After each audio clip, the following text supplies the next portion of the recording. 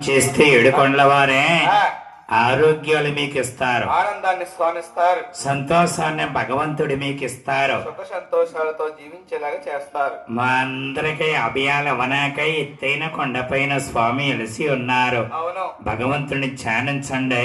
ఆ, మేము అనమన్నప్పుడు భక్తితో గోవిందనామం చెయ్యండి. కాటస్ పెట్టిలో. భగవంతుడు ఆశీస్సులు మీకు మాకు అందరికీ ఉంటాయి. అవును. అందరూ గోవిందనండమ్మా.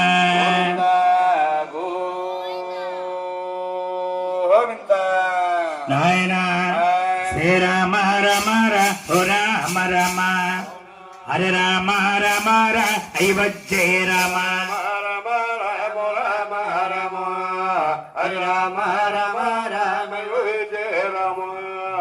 విఘ్నేశ పరమేశ కమలగిరివాస, విఘ్నంబ కాకుండా చూడు పరమేశ,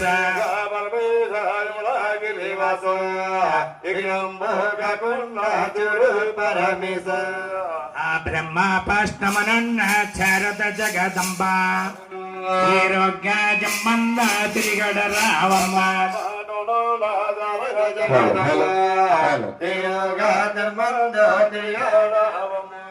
అమ్మ తల్లిదండ్రులారా, సభా సోదర జనులారా, భగవంతుడు శావమ్మ నాకిచ్చి నేర్పినటువంటి గురువు గారు ఎవరు అనుకోవచ్చమ్మా?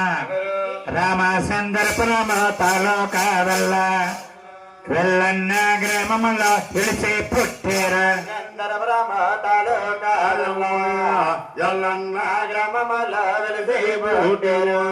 వారింటి పెరుగు పామురు ఇదేని వారు, పేరు పెద్ద కాపు నా గురువు గారు.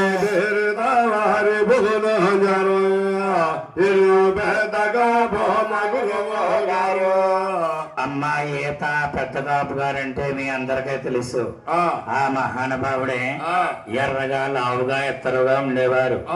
మన రాజోలు తాలూకాలో గాని, అటు పశ్చిమ గోదావరి జిల్లాలో గాని ఆ మహానుభావుడి కలసప్పన గ్రామం అంటూ ఏదీ లేదండి.